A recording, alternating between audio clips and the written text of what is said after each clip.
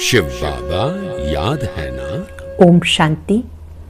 आज 28 फरवरी 2024 के साकार मधुर महावाक्य है।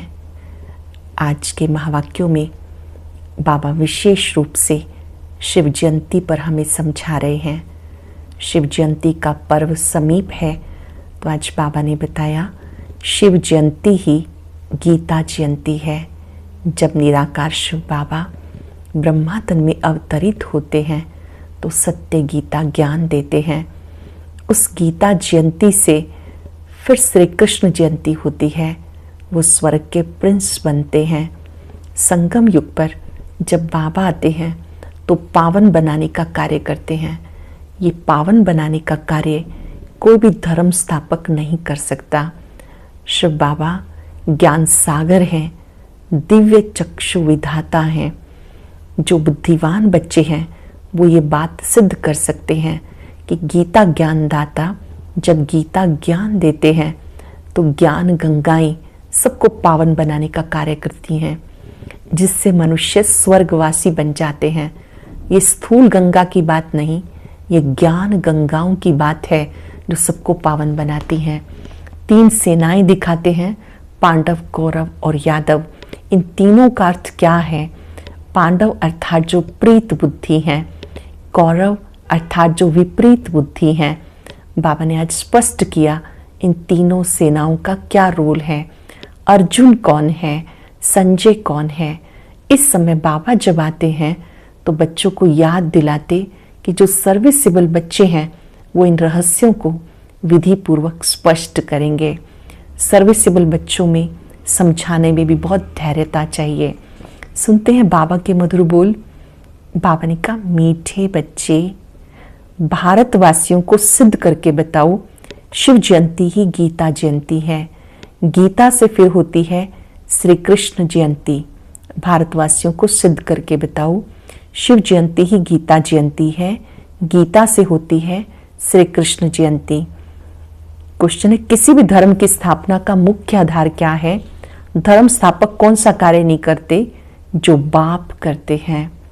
किसी भी धर्म की स्थापना का मुख्य आधार क्या है? धर्म स्थापक कौन सा कार्य नहीं करते जो बाप करते हैं? किसी भी धर्म की स्थापना के लिए पवित्रता का बल चाहिए।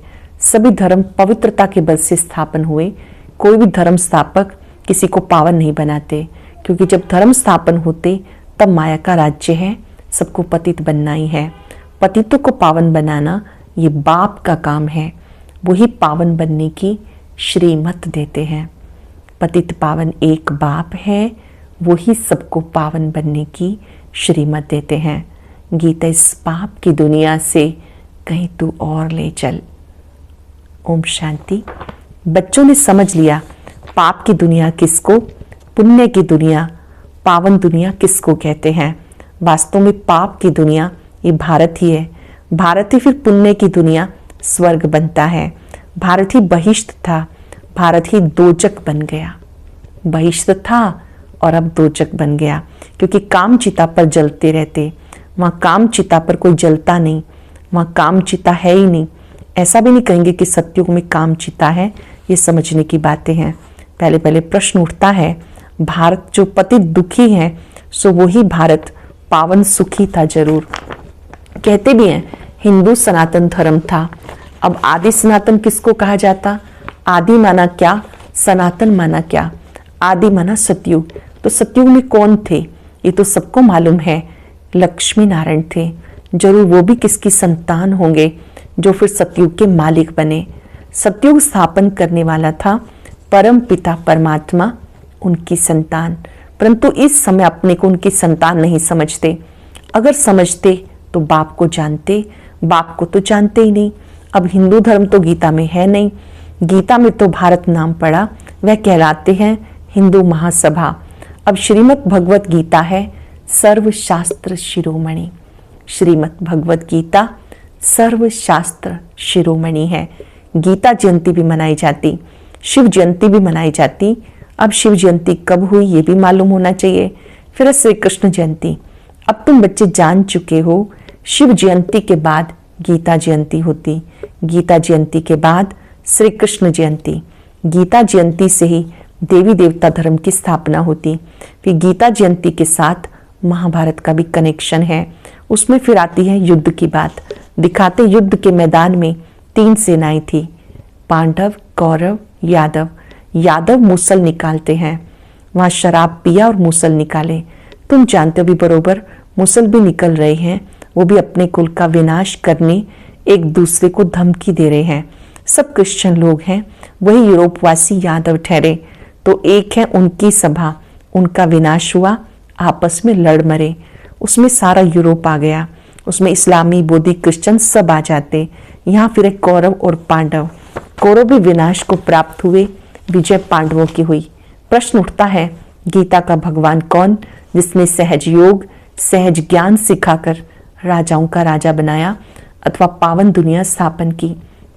क्या श्री कृष्ण आया?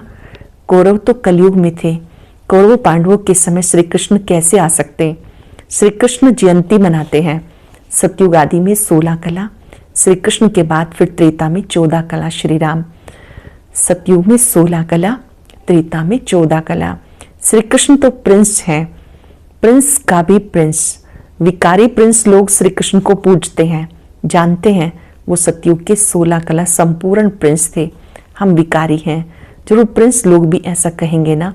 अब फिर शिव जयंती भी है, मंदिर भी बड़े से बड़ा उनका बना हुआ है। वह निराकार शिव का मंदिर, उनको परम पिता परमात्मा कहेंगे। ब्रह्मा विष्णु शंकर भी देवता ही ठहरे। शिव जयंती भारत में मनाई जाती। अब देखो शिव जयंती आने वाली है, सिद्ध करके बताना है। शिव को ही कहा जाता ज्ञान सागर, अर्थात सृष्टि को पावन करने वाला परम पिता परमात्मा। गांधी जी भी गाते थे, श्री कृष्ण का नाम नहीं लेते थे। अब प्रश्न उठता है, शिव जयंती सो गीता जयंती या श्री कृष्ण जयंती सो गीता जयंती? बाबा ने रहस्य स्पष्ट किया, जब मैं आता हूं तो मैं गीता ज्ञान देता हूं, उसी से आप मनुष्य से देवता बनते हैं। शिव जयंती कब हुई किसी को पता नहीं। शिव तो है निराकार परम पिता परमात्मा, उसने सृष्टि रची संगम पर। सतयुग में था श्री कृष्ण का राज्य, तो जरूर पहले शिव जयंती होगी। बच्चे जो ब्राह्मण कुलभूषण सर्विस में तत्पर रहते हैं, उनको ये बातें बुद्धि में लानी है कि भारतवासियों को कैसे सिद्ध करके बताएं कि शिव जयंती सो गीता जयंती, फिर गीता से श्री कृष्ण जयंती अथवा राजाओं के राजा की जयंती। श्री कृष्ण है पावन दुनिया का राजा, वहां तो है राजाई। वहां श्री कृष्ण ने जन्म लेकर गीता तो गाई नहीं, और सतयुग में महाभारत लड़ाई आदि तो हो नहीं सकती, जरूर संगम पर हुई होगी। तुम बच्चों को अच्छी तरह से इन बातों को समझना है। पांडव कौरव सभा मशहूर है, पांडवपति दिखाते श्री कृष्ण को, समझते उसने सहज ज्ञान राजयोग सिखाया। वास्तव में लड़ाई की कोई बात ही नहीं, विजय पांडवों की हुई। पांडव माना प्रेत बुद्धि, उनकी विजय हुई। जिनको परम पिता परमात्मा ने सहज योग सिखाया, वही 21 जन्म सूर्यवंशी चंद्रवंशी बन गए। तो पहले समझाना है हिंदू महासभा वालों को। सभाएं तो और भी हैं, लोकसभा, राज्यसभा, ये हिंदू सभा है मुख्य। जैसे 3 सेनाएं गाई हुई हैं, यादव, कौरव और पांडव, ये हुए संगम पर। अभी सतयुग की स्थापना हो रही है, श्री कृष्ण के जन्म की तैयारी हो रही है। गीता जरूर संगम पर गाई। अब संगम पर किसको लाई? श्री कृष्ण तो आ ना सके, उनको क्या पड़ी जो पावन दुनिया छोड़कर पतित दुनिया में आए, और श्री कृष्ण तो है भी नहीं। तुम जानते हो ये 84वें जन्म में है। कई लोग फिर समझते हैं श्री कृष्ण हाजिरा हजूर है। श्री कृष्ण वाली आत्मा लास्ट बर्थ में प्रजापिता ब्रह्मा के रूप में है, उनके द्वारा निराकार शिव बाबा ज्ञान देते हैं। वो थोड़ी आत्माएं समझती हैं, क्योंकि साक्षात्कार श्री कृष्ण जी का होता था, तो उनको लगता है शायद उन्होंने ही सुनाया सब कुछ, ब्रह्मा ने नहीं सुनाया, सब कुछ सुनाया उस महाज्योति ने, परम ज्योति ने। श्री कृष्ण ने ये सब रूप धरे। राधे पंथी होंगे तो कहेंगे राधे ही राधे, श्री कृष्ण वाले कहेंगे जहां देखो श्री कृष्ण ही श्री कृष्ण है। फिर राधे ही राधे, हम भी राधे, तुम भी राधे, अनेक मतें निकल गई। कोई कहे ईश्वर सर्वव्यापी, कोई कहे श्री कृष्ण सर्वव्यापी, कोई कहे श्री राधे सर्वव्यापी। अब बाबा तुम बच्चों को समझाते, वो बाप वर्ल्ड ऑलमाइटी अथॉरिटी है, तो अब तुम बच्चों को भी अथॉरिटी दे रहे हैं। कैसे इन सबको समझाओ? हिंदू महासभा वालों को समझाओ, वो इन बातों को समझ सकेंगे। वो अपने को रिलीजियस माइंडेड मानते, गवर्नमेंट तो कोई धर्म को मानती नहीं, ये खुद ही मूंझ गए। शिव परमात्मा है निराकार ज्ञान सागर, और कोई को भी ज्ञान का सागर नहीं कह सकते। जब वो सम्मुख आकर ज्ञान दे तब राजाई स्थापन हो, फिर बस राजाई स्थापन हो गई तो सम्मुख तब आए जब राजाई गवाए। फिर तो आवश्यकता तब पड़ेगी जब राजाई को गवा दिया। तो तुम्हें सिद्ध करना है शिव परम पिता परमात्मा ज्ञान सागर है। इस पर नाटक भी बनाते हैं जो मनुष्यों की बुद्धि में बैठ जाए। निराकार परमात्मा को पतित पावन कहते हैं। शास्त्र आदि जो भी बने हैं सब मनुष्य मत पर मनुष्यों ने बनाए। बाबा का शास्त्र तो कोई है नहीं। बाबा कहते मैं सम्मुख आके तुम बच्चों को बैगर टू प्रिंस बनाता हूँ, फिर से चला जाता हूँ। ये नॉलेज मैं तुम्हें सम्मुख सुनाता हूँ। वह गीता सुनाने वाले भले गीता सुनाते हैं, परंतु वहाँ भगवान सम्मुख तो है नहीं। कहते गीता का भगवान सम्मुख था जो स्वर्ग बनाकर चला गया। तो क्या वो गीता सुनने से कोई मनुष्य स्वर्गवासी हो सकता है? मरने समय भी मनुष्य को गीता सुनाते हैं और कोई शास्त्र नहीं सुनाते। समझते हैं गीता से स्वर्ग की स्थापना हुई, इसलिए गीता ही सुनाते हैं। तो ये गीता एक होनी चाहिए, दूसरे धर्म सब पीछे आए और कोई कह नहीं सकता कि तुम स्वर्गवासी बनेंगे। फिर मनुष्य को पिलाते भी गंगा जल है, यमुना जल नहीं, गंगा जल का बड़ा महत्व है। गंगा जल का महत्व है। बहुत वैष्णव लोग जाते मटके भर कर ले आते, फिर उनमें से बूंद बूंद डालकर पीते रहते कि सब रोग मिट जाएं। वास्तव में है ज्ञान अमृत की धारा, जिससे 21 जन्म के दुख मिट जाते हैं। तुम चैतन्य ज्ञान गंगाओं में स्नान करने से मनुष्य स्वर्गवासी बन जाते। तो जो पिछाड़ी में ज्ञान गंगाएं निकली होंगी, वे पानी की नदियां तो है ही हैं। ऐसे थोड़ा ही कोई पानी पीने से देवता बन जाएंगे। यहाँ कोई थोड़ा ही ज्ञान सुनते हैं तो स्वर्ग के हकदार बन जाते हैं। थोड़ा ही ज्ञान कोई प्राप्त करते हैं, थोड़ा सा ही ज्ञान की बातें सुनते हैं, स्वर्ग के हकदार बन जाते। यह ज्ञान सागर शिव बाबा की ज्ञान गंगाएं। ज्ञान सागर गीता ज्ञानदाता शिव है। सतयुग में पतित कोई होता नहीं जिसको ज्ञान दे। ये सब बातें बाबा समझाते।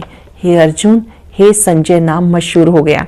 लिखने में बहुत अच्छा है, तीखा है, निमित्त बना हुआ है। अब शिव जयंती आती तो उस पर बड़े बड़े अक्षरों में लिखना है शिव निराकार है, उन्हीं को ज्ञान सागर कहते हैं, ब्लिसफुल कहते हैं। श्री कृष्ण को नॉलेजफुल ब्लिसफुल नहीं कहेंगे। शिव परमात्मा नॉलेज देते, रहम करते हैं। नॉलेज ही रहम है। सच्चा रहम क्या है? उनका ज्ञान देना, यही रहम है। मास्टर रहम करके पढ़ाते हैं तो बैरिस्टर इंजीनियर आदि बन जाते। सत्युग में ब्लेसिंग की दरकार ही नहीं। तो पहले पहले सिद्ध करना है कि निराकार ज्ञान सागर परम पिता परमात्मा है। ये तुम बच्चों को सिद्ध करना है। जानते जो भी पैगंबर आते हैं वो पावन नहीं बनाते। द्वापर से माया का राज्य होने से सब पतित हो जाते। फिर जब तंग होते तो चाहते हम जाएं। जो धर्म स्थापन करते फिर वृद्धि को पाते। पवित्रता के बल से धर्म स्थापन करते, फिर अपवित्र बनना ही है। मुख्य 4 धर्म, इससे वृद्धि होती है, टाल टालियां निकलती। शिव जयंती सो गीता जयंती होने से और सब शास्त्र उड़ जाएंगे, क्योंकि वो है मनुष्यों के बनाए हुए। वास्तव में भारत का शास्त्र एक ही गीता है। मोस्ट बिलव्ड बाप कितना सहज करके समझाते, उनके श्रेष्ठ श्रेष्ठ मत है।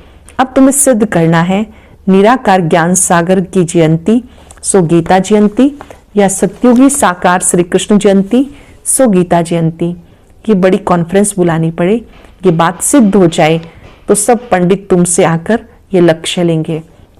शिव जयंती पर कुछ तो करना है। हिंदू महासभा वालों को समझाओ, उनकी बहुत बड़ी सभा है। सत्युग में है आदि सनातन देवी देवता धर्म, बाकी सभा आदि कोई नहीं। सभाएं हैं संगम पर। पहले पहले तो सिद्ध करना है कि वास्तव में आदि सनातन सभा है। ये ब्राह्मणों की, पांडवों की। पांडवों ने विजय पाई जो फिर स्वर्गवासी हुए। अब तो कोई आदि सनातन देवी देवताओं की सभा कह ना सके। देवताओं की सभा नहीं कहेंगे, वो है सार्वेंटी, वो है राजधानी। कल्प के संगम पर ये सभाएं थी। उनमें एक थी पांडव सभा, जिसको आदि सनातन ब्राह्मणों की सभा कहेंगे। ये कोई नहीं जानते।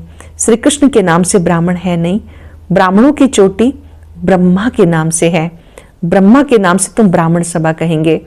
ये बातें समझाने वाला भी बहुत बुद्धिमान चाहिए, ज्ञान की प्रकाष्ठा चाहिए। निराकार शिव ही गीता ज्ञानदाता, दिव्य चक्षु विधाता है। ये सब धारण कर फिर कॉन्फ्रेंस बुलाते, जो समझते हैं हम सिद्ध करके बता सकेंगे, उन्हें आपस में मिलना चाहिए। लड़ाई के मैदान में मेजर, कमांडर आदि की सभा होती है। यहाँ कमांडर महारथी को कहा जाता। बाबा क्रिएटर डायरेक्टर है, स्वर्ग की रचना करते हैं, फिर डायरेक्शन देते हैं। महासभा बनाओ, फिर इस बात को उठाओ। गीता ज्ञानदाता सिद्ध होने से सब समझेंगे कि हमें उसी से योग लगाना है। गीता ज्ञानदाता कौन? अगर ये बात समझ में आ जाए तो सभी योग उससे लगाएंगे।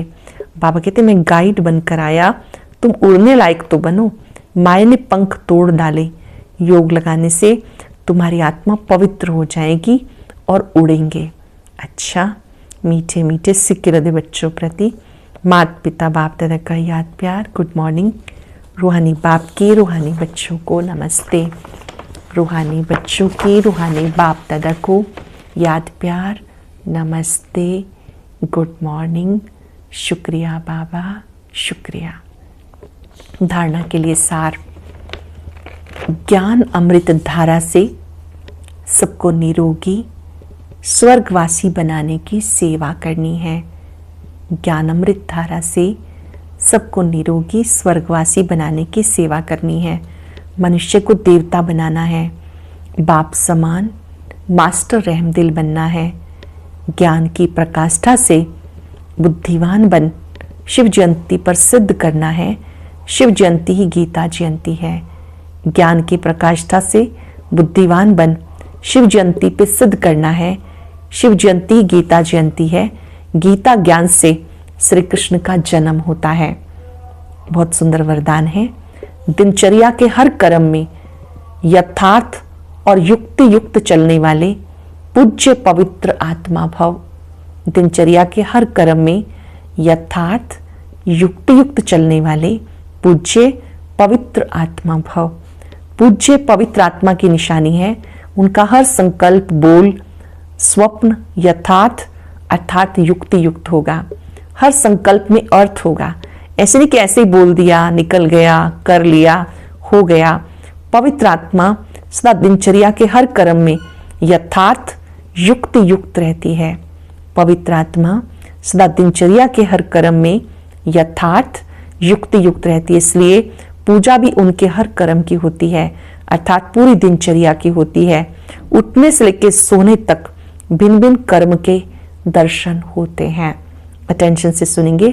पूज्य पवित्र आत्मा की निशानी उनका हर संकल्प, बोल, कर्म, स्वप्न यथार्थ युक्ति युक्त होगा। हर संकल्प में अर्थ होगा। ऐसे नहीं कि ऐसे ही बोल दिया, निकल गया, कर लिया, हो गया। पवित्र आत्मा सदा दिनचर्या के हर कर्म में यथार्थ युक्ति युक्त रहती है। इसलिए पूजा उनके हर कर्म की होती है, अर्थात पूरी दिनचर्या की होती है। उठने से लेकर सोने तक भिन्न भिन्न कर्म के दर्शन होते हैं। स्लोगन है, सूर्यवंशी बनना है तो सदा विजयी एकरस स्थिति बनाओ। सूर्यवंशी बनना है तो सदा विजयी एकरस स्थिति बनाओ। आज हम याद रखेंगे, मैं सदा विजयी एकरस स्थिति वाली आत्मा हूं। एकरस स्थिति वरदानी स्थिति है। एक रस अर्थात एक के सानिध्य में रहना, एक की याद में रहना, शक्तिशाली बनकर रहना। परमात्मा शक्तियों में इतनी ताकत है जो हमें सदा विजयी बनाती है।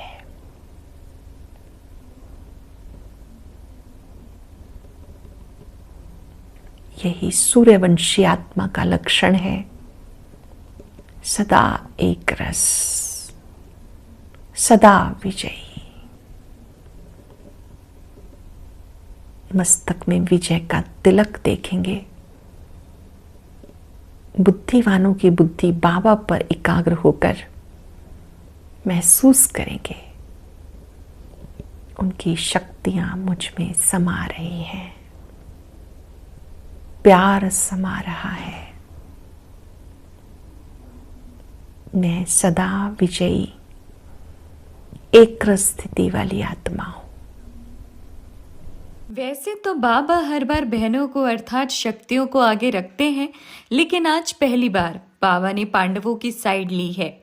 ऐसा क्यों, यह राज जानने के लिए सुनते हैं आज का ज्ञान मोती।